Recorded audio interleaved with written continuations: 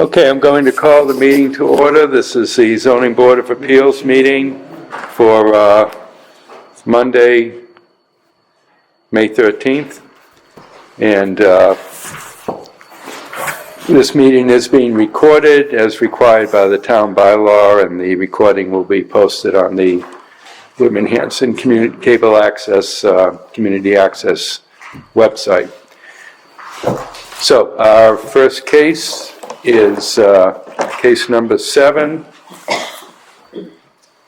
Location of property, 7 Marble Street, type of district residential, type of structure, existing chimney smokestack, antenna co-location on structure, owner's name, 7 Marble Street LLC, owner's address 70 Quincy Avenue, Quincy. When did you acquire this property? AT&T will be leasing a portion of the property for their antenna and related equipment through a lease agreement. Has application been filed with town clerk? Says no, but I assume it's yes. Has any previous appeal been made? No, although we have had previous permits, approvals for cell towers on the smokestack. Section of bylaw of which relief is requested, the ability and approval to attach the following to the existing smokestack. There's a list of equipment. This is all under section 240-13, which covers wireless communications. So sitting on the case will be Mr. Curran, Mr. Andrews, Mr. Chandler, Mr. Blas, and myself, John Goldrosen. This time we'll have the reading of the list of abutters, unless I hear a motion to waive the reading. Who moved it, Mr. Andrews? Second. Second by... I'm not on the... Yeah, so somebody else second it? Second. Second by Mr. Blas, all in favor? 5-0. Okay. Before we begin, would you raise your right hand and take an oath? Do you solemnly swear the evidence you shall give in this matter shall be the truth, the whole truth, and nothing but the truth? I do. Okay, would you introduce yourself and explain what's going on? Yes, please move up. Hi, my name is David Walsh. I'm a program manager at SmartLink, and SmartLink's a representative of AT&T. As you stated, I'm here to speak about a proposal at 7 Marble Street, the existing smokestack, to include AT&T antennas, where Sprint and Nextel previously had some equipment. It's kind of a weird case. Usually we're not able to just slot into existing where something used to be, but in this case we can. Is there no longer any equipment on there being used? Or? It's all decommissioned now. So at the 110-foot center line on the smokestack, that equipment has been removed. And then in the existing ground lease area that Sprint was using, there's a concrete pad and I believe 1 remaining decommissioned cabinet that we'll be removing and replacing with AT&T equipment.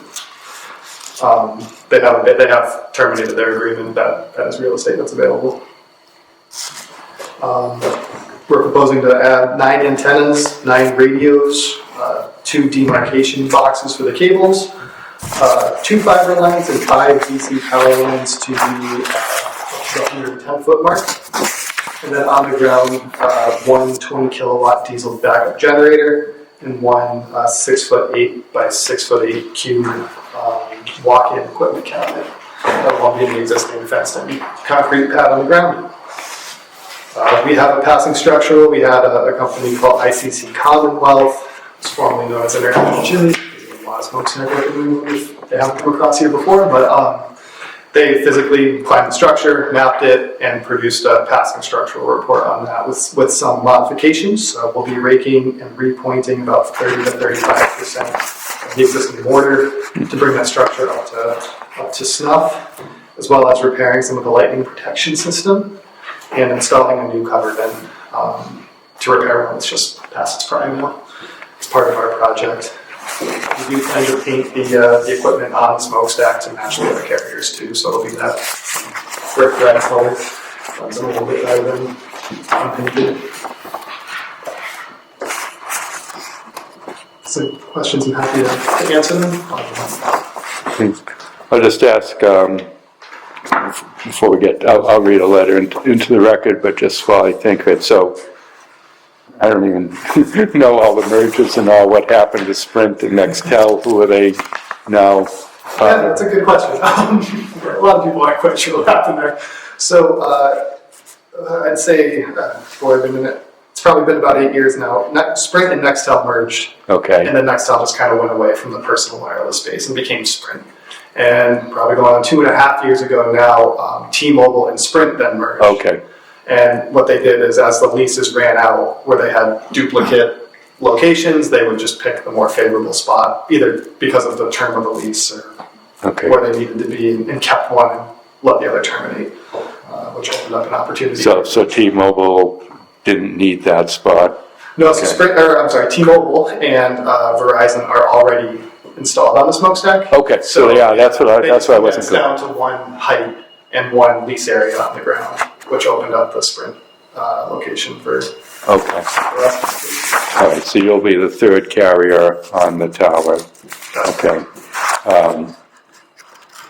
And the other question I'll ask, I did happen to, when we previously approved a separate tower for AT&T over near Bedford and Temple Street, near the intersection of 18 and 27. And at that time, when AT&T applied, and they did a survey of alternatives, and so that was a new tower. And when they applied, they did a survey of other sites in the area, and they said the site on the smokestack was not suitable, both because it wouldn't give coverage to the area that they needed to cover with the new tower, but also because it would kind of duplicate coverage they already had. So what's the basis of the need for AT&T's antenna on the smokestack? Okay, yeah, no, great question. So the way, I think I can answer the question by explaining how I got the opportunity to search this area for a second. Yeah. So AT&T's network RF engineers they're trying to solve a known issue. So in this case, there's not quite enough capacity in the area to cover the need. Basically not enough slices of pie to go around. So in order to do that, we were tasked with trying to find a site within a limited area. We got a 1/4-mile search ring that was actually centered on this smokestack. Mm-hmm. The reason being our competitors aren't installed there, and we're trying to fill that gap. The previous site in Bedford and Temple, without having any knowledge of that project, I did not work on that, but it sounds like they were trying to build a different objective. Yeah. Where in this case, this was almost normally I have to go on and go find something that works for my client, but in this case, this was almost a direct search area to compete with Verizon and T-Mobile. Okay. All right. I'll read a letter into the record, and then we'll have questions from members of the board. And there's no one here from the public, so we won't have any public comments. We have just one letter from the Board of Health. The Whitman Board of Health has no objection to the petition of AT&T seeking relief under Section 240-13 to attach personal wireless service equipment to the existing smokestack for the property located at 7 Marble Street.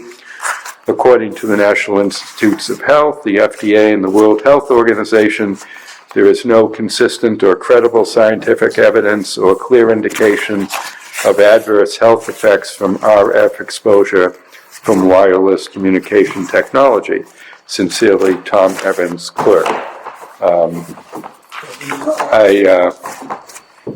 The building inspector could not be here tonight, but I spoke to him earlier today to see if he had any issues, and he doesn't, as long as all building code provisions are met. Okay, questions from members of the board? Mr. Curran? Yes, thanks for coming. Sprint equipment is now gone. They are removed. There's still one cabinet left there, but it's The antennas are gone. the antennas are gone. Yes, And Sprint took those down. I believe so. They were not there when we approached this landlord to see. And you're taking over their same spot. I believe so. Yeah. So our the center of our antennas will be at 110 feet. I guess I'd have to go back and see what Sprint's decision was based on. And you will do what you can to camouflage. Yes, we are planning to match the other carriers by painting it to match the structure. Yeah, I don't have any further questions. Okay. Mr. Andrews? When you do this, when you have it done, who is going to double check to make sure that it's correct? Is that going to be the building commissioner? So the way that it mostly works is wireless, because not a lot of building commissioners are willing to climb 110 feet to go and check nuts and bolts. We work with our engineering team, so we'll do an initial construction control affidavit with our building permit application. And when the permit is closed out, the contractors that will climb and install this, they take photos, they prove that they did the work to the spec by the manufacturers of the mounts, and what ICC Commonwealth requires for that structural to pass. They'll do a video and a photo, they call it a closeout package. And after our engineers review that, they'll complete what's called a final construction control affidavit, where they stamp and say, this was built the way we needed it to be built. And typically the inspectors are able to inspect everything up on the ground level. So nobody will be going up? Typically, no. I mean, that's up to the inspector, but no, typically they don't go up. That's all I have, Mr. Chair. Okay. Mr. Kibble? Yeah, a couple of questions. First of all, are you going to have any batteries involved in this? Yes, so the walk-in cabinet has a backup battery string built into it. And that's good for about 2 to 4 hours of backup power, and that's when that generator kicks in to top up those batteries to then backfill the site during a power outage. Are they lithium batteries or they're acid batteries? This particular one, let me double check my CDs so I don't say the wrong thing here.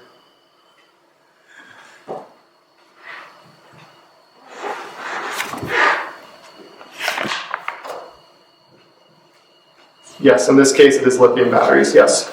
And they're going to have the new high temperature battery separators? Yes, we don't mess around with them. Yes, sir. And on the chimney, who's going to be doing the pointing on the chimney? ICC Commonwealth, same vendor that we had at it.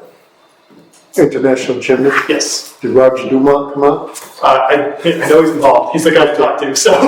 Okay, thank you. That's all I have. Okay. Mr. Chandler? Thank you, Mr. Chairman. Not necessarily the weight or specifically, but do these essentially match what's up there now? So what I'm saying is if we're looking at an antenna right now this big, you're not going to put some monster up there. No, so if you picture there's three sectors. Yes. We'll just talk about one at a time. Mm-hmm.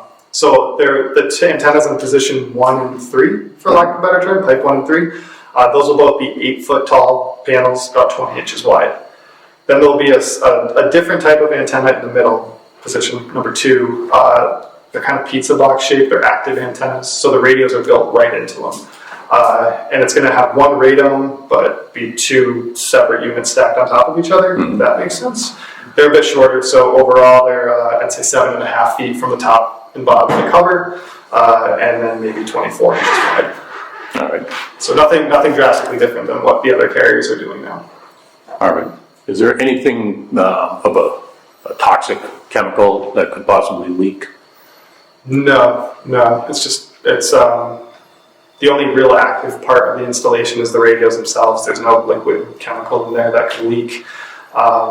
It's mostly just wiring and computers. That's the same for the cabinets as well as because the batteries should be fine by the sound of that. Battery should be fine. Yeah, battery safety is obviously critical. I'll see the Another thing, stories of- other than that, it'd be all electronics and electric. Yeah, there's an HVAC unit on the shelter too, and then the generator, of course, has a diesel tank underneath it with Right. spill containment built in. So that's been considered. Okay, That answers the question. it does. Okay. All right, thank you. That's all I have, Mr. Chairman. Thank you. Mr. Blas? Just one question. Is the grounding adequate on the antenna for lightning? Yes, yeah, and then part of our repair work here is also repairing the existing lightning protection system on the stack itself, and then all of our equipment is individually grounded. AT&T takes their grounding very seriously, so we have a separate grounding plan. I believe is in the plans that was submitted. The details are in G2, and then G1 gives you an overview of where those ground routes can be placed. Okay. So To be honest, a lot of it's about my pay grade when it comes to the electrical portion. that's all I have. Okay. And so for the ground installation, it's all going on an existing concrete pad, right? And is that fenced in? It's already fenced. It's already fenced in, so you're not expanding anything on the ground, you're just replacing cabinets within that fenced-in concrete pad, essentially. That's correct. Okay. No, that's really it. I would just, take a look at that. I mean, this is obviously what was preferred and anticipated when the wireless bylaws were adopted, that where possible, co-locate, so you're not building any additional structures. I guess one question I have is just going forward now. I know when 5G came along, there was a lot of talk about putting boxes on telephone poles all over the place and no longer having anything on towers. But where do things stand with the industry now? Yeah, it's another great question. So I guess the industry term for those kind of installations are called small cells. And they are great in densely populated areas. They are typically only good for solid coverage about as far as you can see them from, even then that point. And they do still ultimately rely on a kind of macro site hub similar to this to support the traffic that they see, mostly used for infill coverage in urban areas. In this case, you get more coverage from a site like we're talking about tonight, but it would take quite a few of those small cell build-outs to duplicate that coverage. And because of that, it doesn't make it a very viable option. Backup power is not available. You can't put a generator at the base of that pole. So for emergency communications, it's not great. And a big point for this particular site is AT&T is supporting this FirstNet project for first responders. It's a dedicated network for fire, police, EMS at both the local, state, and federal level. Also extends to water departments and school districts. A special SIM card in your device to access it. And because of that, AT&T needs to have coverage everywhere they can have it. And the site is going to support FirstNet. Zoning board. Can we come in? Yep. Oh, yeah, it's an open meeting. And so going forward, should we anticipate that the same will be as it's been in the past? For the most part, we're going to see cell towers and looking for adequate sites for those, and that's still going to be the pattern going forward. Then I don't foresee. I'm not saying for 18 particularly, superseding the macros. Okay. It'll just be an additional tool where maybe we can't utilize a tower, which certainly happens. Okay, all right. And just to clarify, is this new facility on the smokestack, is this to cure a gap in coverage, or is it just that there's so much more demand that, what is actually the closest, besides the one in Bedford Street, what's the closest AT&T? It's a great question. I have to look at my map. It's weird how it works because the vendors all have different areas. Okay. So I don't necessarily have access to all of it. I could get that answer. Yeah, that's right. What is this, let's simplify, is this to cure an actual, no coverage zone, or is it that you need more overlap because of the demand? You need more overlap. It's the demand. This is a site built around it's a called capacity ring at AT&T, but there's not enough. The sites we have are straining, and this will offload critical sectors on others and perform very well on its own, which will help the subscribers, obviously. Okay. What is actually, other than site plan approval, is there anything else that we need to give on this? Are you looking at the, and do you know, Mr. Walsh, in terms of zoning relief, I think it's a special permit. doesn't need a special permit for a new antenna? It's before, okay.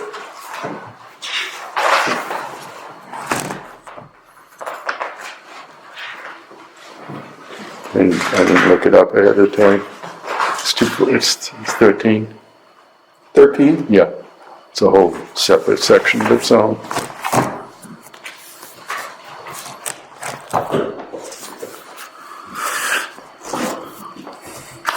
Because It says if the ZBA approves co-location for a personal wireless service facility site, the special permit shall indicate how many facilities of what type shall be permitted on that site. So, so special permit and site plan approval, special permit for co-location. okay. All right, anything further from members of the board on this? I have Yeah. just one other thing. Yep, I don't know what you call it. Is it a raceway that the wires go up inside of and that's painted red? Oh, yeah, Raceway cable trays. Yeah. Please also. Yeah, the cable tray, that has had a problem in the past where the panels blow off. Sure. I don't know if they are looking at that, if the structural guys are looking at that. They are looking at that. I mean, it is certainly part of the calculation. In the last year or so, SitePro is the company we use for a lot of our mounts and infrastructure equipment, and they did come out with a new cable tray design with, frankly, more bolts. So there's a lot more holding them Well, together. so then, my question would be that, I know that the one that did blow off, it was about 8 years ago, maybe longer, but it ended up a block and a half away. Oh, okay. Yeah, So- that's not good. I don't know if that's part of the structural, as they look at that as well, right? Yeah, wind load is taken into consideration, and And do you have any influence over them taking another look at that, or if you can ask that question? I'm just suggesting, please do. sure. I mean, we can certainly make recommendations to So staff. in the cable tray they have there, is sufficient room for the new cables you need to run? Let me double check. I believe we're putting a new one in, so we'll be installing our own path.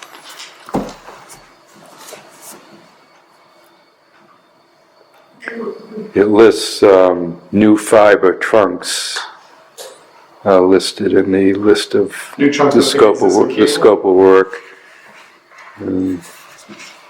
Okay, I'm sorry, you are correct. It is an existing cable tray, and there is space for our equipment. There is in there. space, so if you could just let them know that we have a concern about that. Sure. We may need to make a finding that substantial, what they're proposing is substantially not more detrimental to the neighborhood than the existing. But they're not really Well, reconstructing. it just says reconstructed, altered, extended, or replaced at the same site. Okay. All right, yeah, let's do that.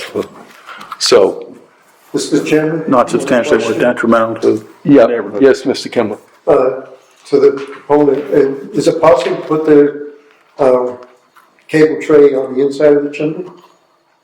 Typically, no, because then we would have to core through the chimney to get those cables to the antennas, and it becomes a maintenance issue. A lot of money. Because they don't use the chimney anymore.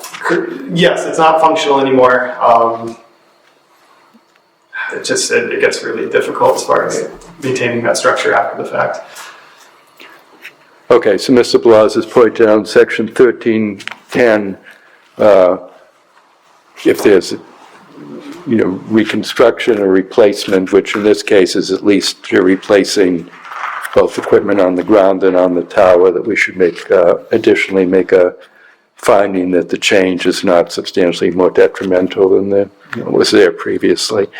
So the only condition I would want is just sort of a reporting condition that the reports and findings of the engineers on the construction and integrity of the project be provided to the building inspector, which she would probably want anyway, but they would probably do anyway, but just to put that in the record.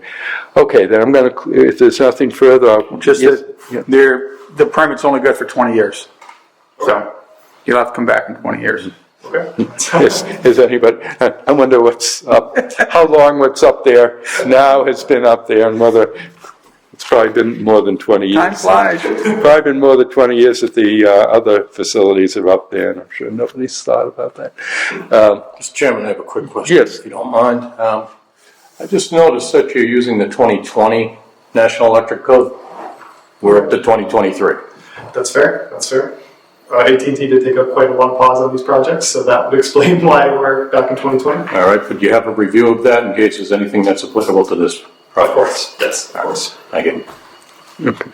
All right, I'll close the hearing then if there's no further comments, and accept a motion to grant a special permit and site plan approval, and also a determination that the new construction is not substantially more detrimental than what was there previously, with the condition about reporting the findings to the building inspector.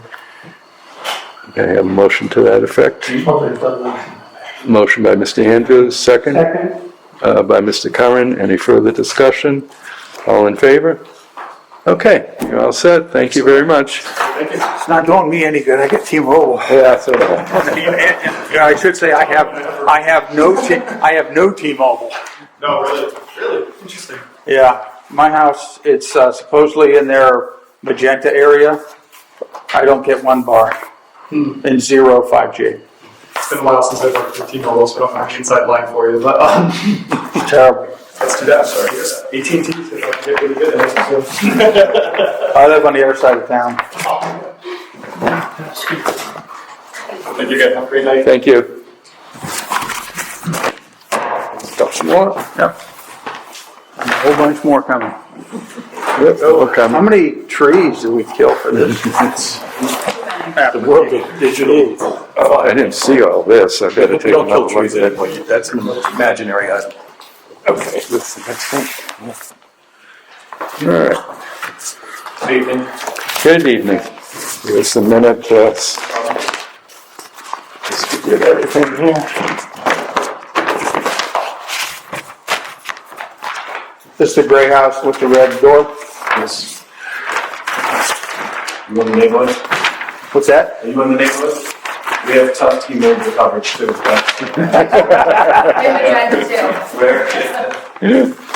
You need, one more? Okay, good. Yeah, perfect, good. There you go.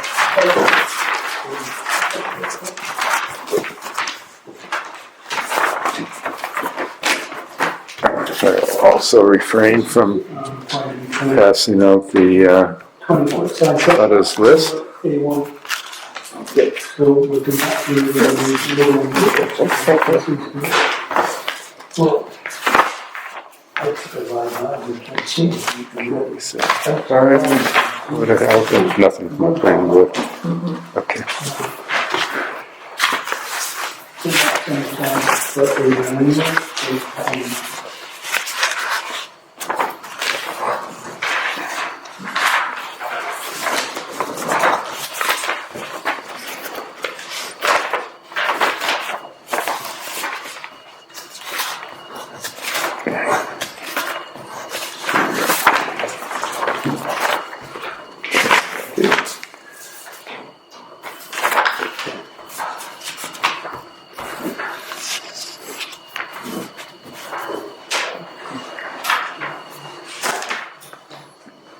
Okay, I have 7:30, so we'll call the next case to order. This is case number 8 for 2024. Location of property, 92 Old Mansion Lane. Type of district, residential A1. Type of structure, existing 2-story residence with proposed addition. Owner's name, Michael and Maura McKenna. Owner's address, 92 Old Mansion Lane. When did you acquire this property? July 1st, 2013. Has application been filed with town clerk? Yes. Has any previous appeal been made? No. Section of bylaw of which relief is requested, section 240-6.5, side setback variance. Reason for asking relief: applicant wishes to construct addition to the rear of the existing dwelling, extending the existing non-conforming side setback. The dwelling was constructed prior to existing zoning setback requirements. The proposed use is consistent with the present neighborhood. This case was advertised in the Whitman Hanson Express on April 25th and May 2nd, and sitting on the case will be Mr. Curran, Mr. Andrews, Mr. Chandler, Mr. Blas, and myself, John Goldrose. And Mr. Kimball will not be voting on the case, but he can sit and ask questions. This time we'll have the reading of the list of abutters unless I hear a motion to waive the reading based on the lack of attendance. So Who made the motion? I'm sorry. I can't see with this configuration. Mr. Andrews. Mr. Andrews. Second? Second? Second by Mr. Curran, all in favor? Okay.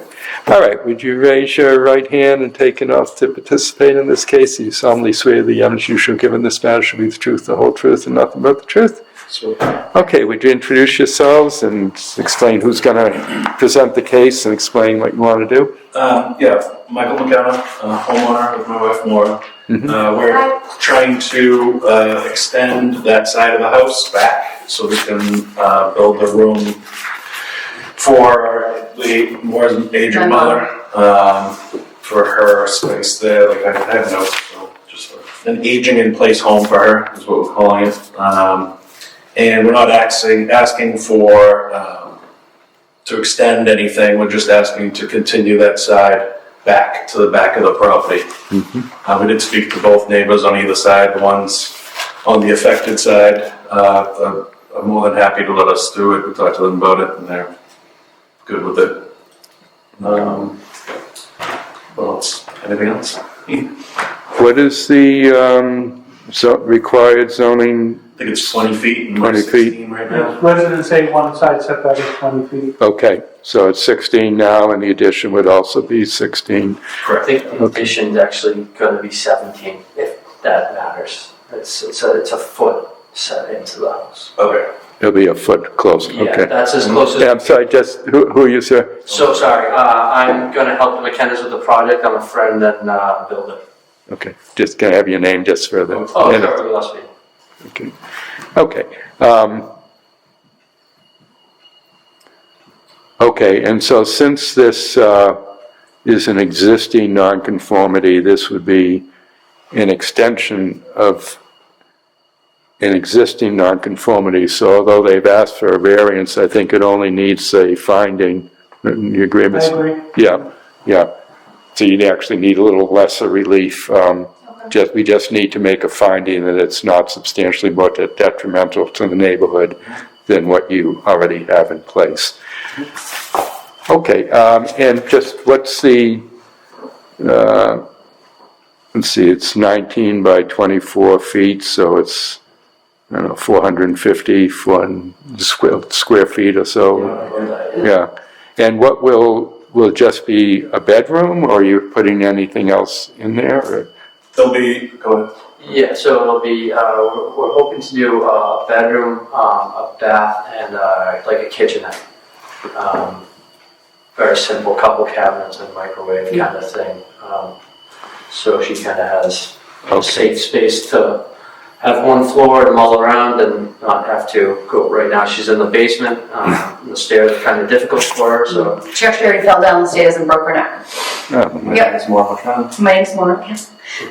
So this is just to us a safety thing that she needs to be on like a first level living. Okay. So with that said, then I think the relief we need to give you is a special permit for an in-law apartment and the finding for the nonconformity. But since you're going to have a kitchen in there, that turns it into an accessory apartment, which our bylaws allow. What's the kitchen? What?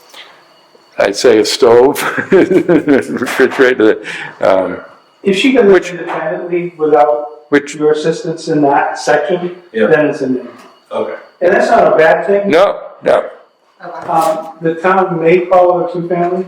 Okay. It's not a legal two-family. It's, they do that, the assessors don't have a button for in-law. Right. I have an in-law in my house, and they call it a two-family, and it's not.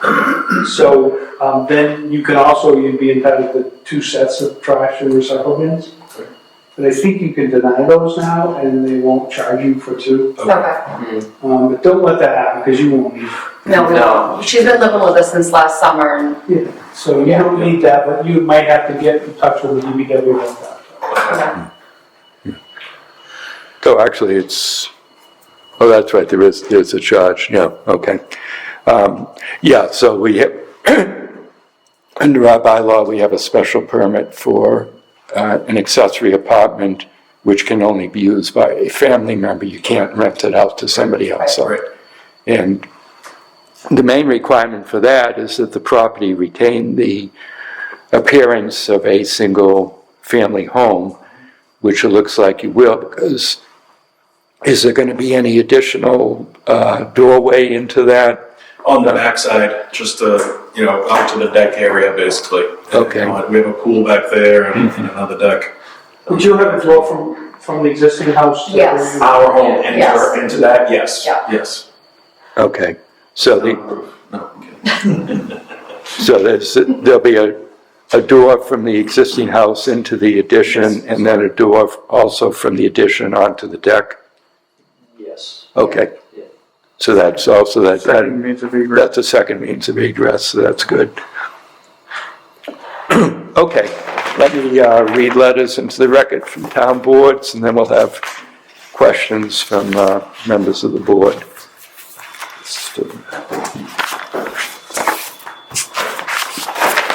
From Whitman Fire Rescue and Emergency Services, the Whitman Fire Rescue Department has no objections to the proposed addition, provided all applicable fire and building codes are met. Sincerely, Timothy Clancy, Fire Chief. And from the Board of Health, the Whitman Board of Health has no objection to the petition of Michael and Maura McKenna for a side setback variance from section 246.5 for a proposed addition to the rear of the existing dwelling for the property located at 92 Old Mansion Lane. The town of Whitman's water sewer master file indicates this home is connected to municipal sewer and water. Sincerely, Tom Evans, clerk. Okay, questions for members of the board? Mr. Curran? I have no questions, Mr. Chairman. Okay. Mr. Andrews? Yes, there'll be no cellar, There'll be no what? not gonna have a cellar, The cellar? No. For this existing? No. For the new one, no. and you're not gonna have a second floor. On top of it, no. No. That's all I have, Mr. Chairman. Okay. Mr. Kimball? Yeah, just one comment, the builder said it'd be a foot in from the existing, I believe so, yeah. yeah. The plans and all that. Yeah, it's just that you're getting closer to the sideline, that's all, so, Yeah. Yeah. Yeah. that would be good. That's about a foot in, yeah. Okay. Sorry, the plan shows it's flush with the. Yeah. Oh, it doesn't? Okay. so- Yeah, so, and I don't think this board has a problem with that, so Okay. if it makes it, I think everybody would agree. Yeah, it's been a while since I reviewed them, but I thought it was a So they survey. gave us back this way? Yeah, the gate will be out the back this way. I think we were gonna create a step in so we didn't have to like fully match the siding coming down the side. And that's fine, but I think if you came out flush, and cornices and overhangs don't count for Okay. zoning. So if that had the gutter out this far from, the wall of the building on that side, it wouldn't matter. Okay. But a foot in might make it easier for you?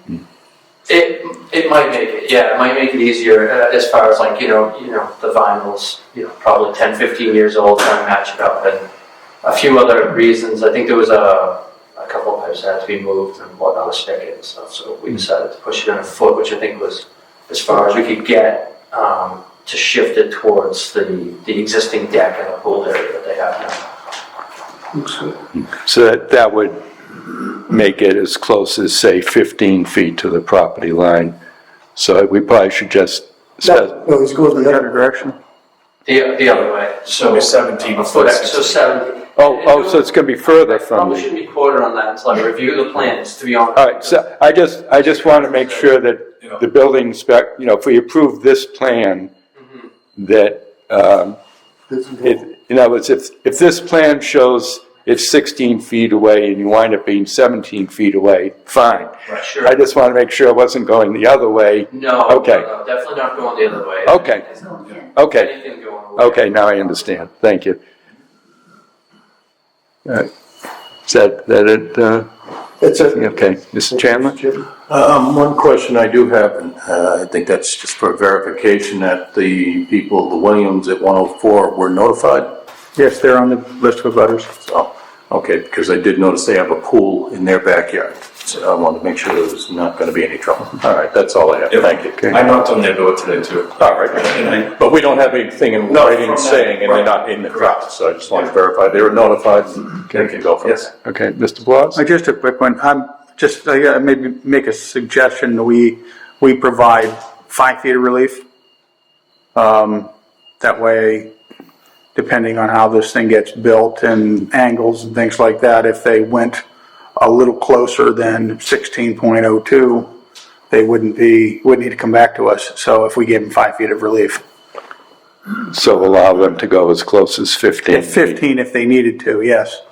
Okay. All right, just in case. So, I mean, Just again, so you don't have to come back. So you said, I'm sorry, one of you said that it doesn't count for like gutters or would stairs coming off that side matter? No, All right. means of egress does not count. Yeah, because we As long as you have a roof over it. So if you build a roof over it, that brings the wall closer to the. Right, so there's no overhang over the stairs. Yeah, you could do the gutters and all that. Some it sticks out this far and then there's a gutter. Yeah, That's fine. okay, It's the wall of the building. okay, great, thank you. But you're not proposing any stairs or door on the side of the house facing the neighbor, is that right? I think they are on the plan to give her mother access directly to that side.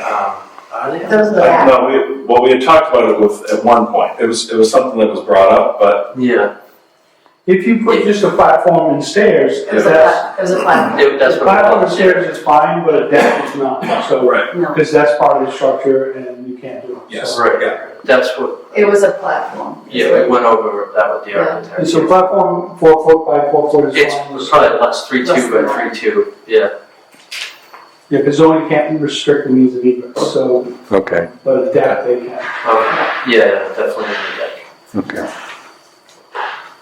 But you probably wouldn't, I mean, if you got an exit to the deck and an exit to the house. Yeah. Right. Because there's no walkway along the side You of don't the house. trust her with stairs either. No, But, you can't I'm do sorry. that. So, I mean, so without a walkway, there wouldn't be much of a point to, Right. Right, When was the house built? 70 something. 72-ish. So it was built after zoning. but it might have been before whatever current, it must have been before the 20-foot setback was adopted, right, Bob, or Oh, otherwise? for sure, yeah, because this is 16,000 square foot lot. Yeah, But only 85 feet frontage.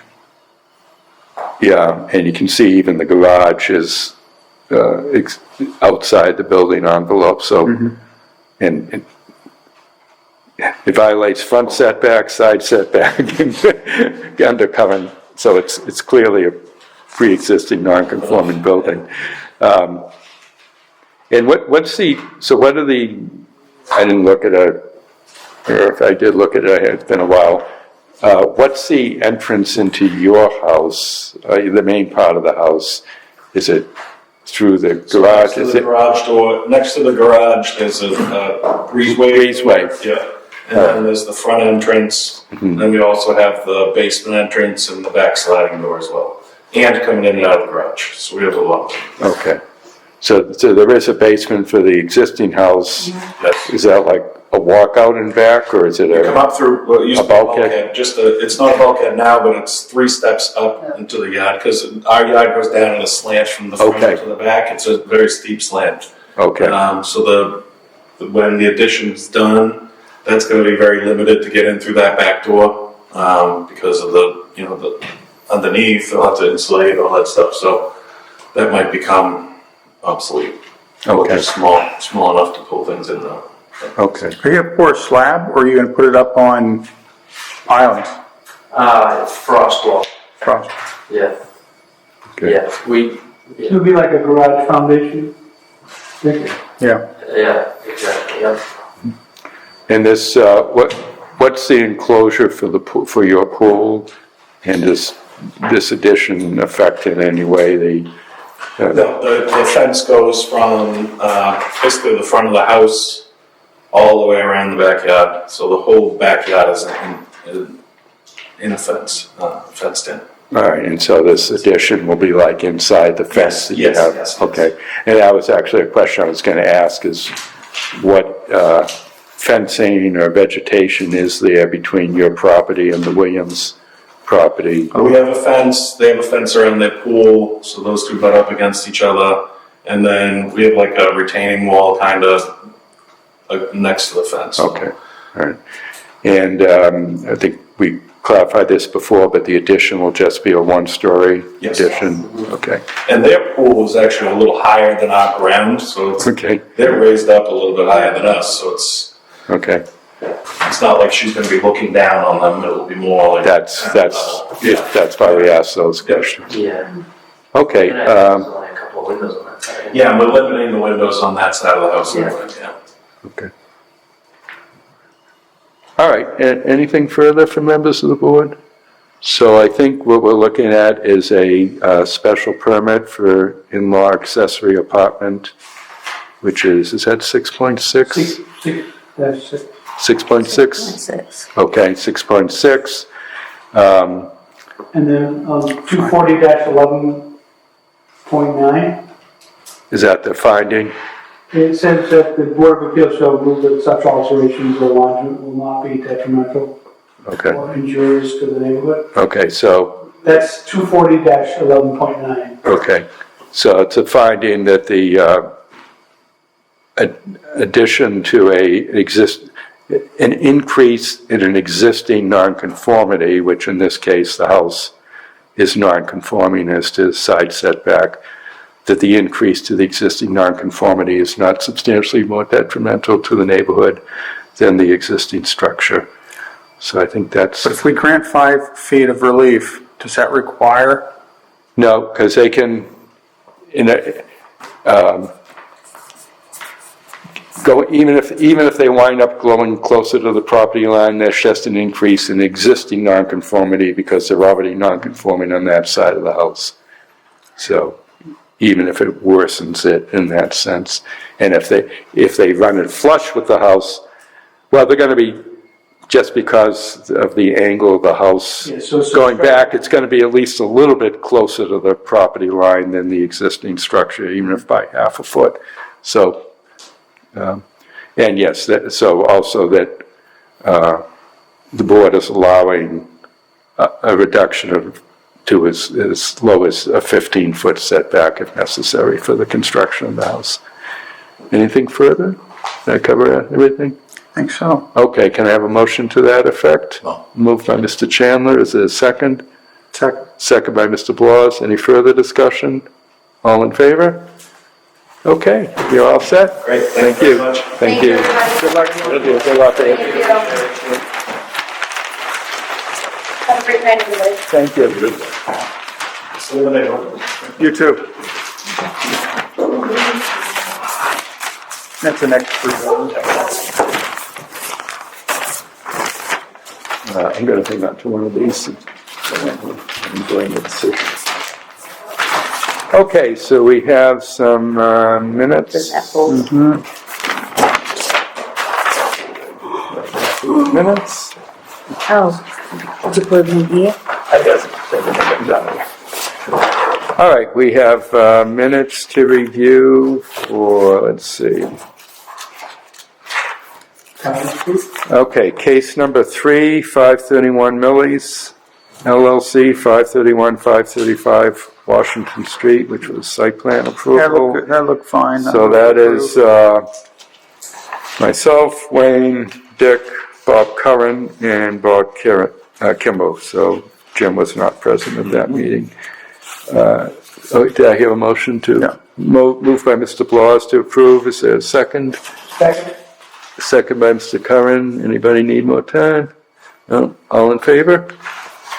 Okay. 5-0 on that. Case number 5, which was 545 Franklin Street, to allow the splitting the lots. Same people on that one. Motion. Moved by Mr. Curran. Is there a second?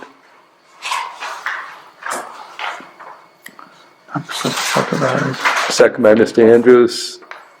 That's it. All in favor? 5-0 on that. 26 Carver Street, which was the, we allow them to withdraw without prejudice.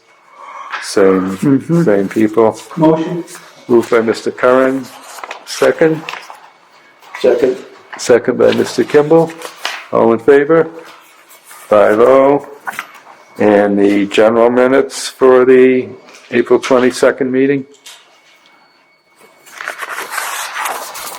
So moved. I'm sorry, who made the motion?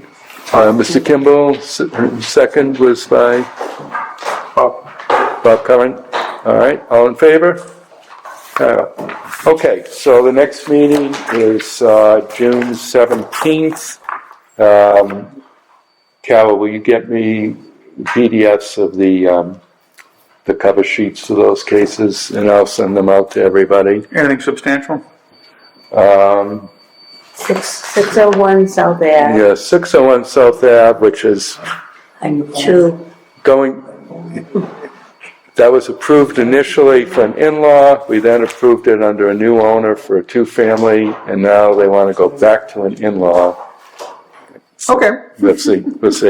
And I don't, what is it? 19 Vaughan Avenue. 19 Vaughan Ave is an addition with a non-conformity problem. And 146 Franklin. Yeah, 146 Franklin, which also wants to have some kind of pork chop lot to it, so you have to look at the plans and that.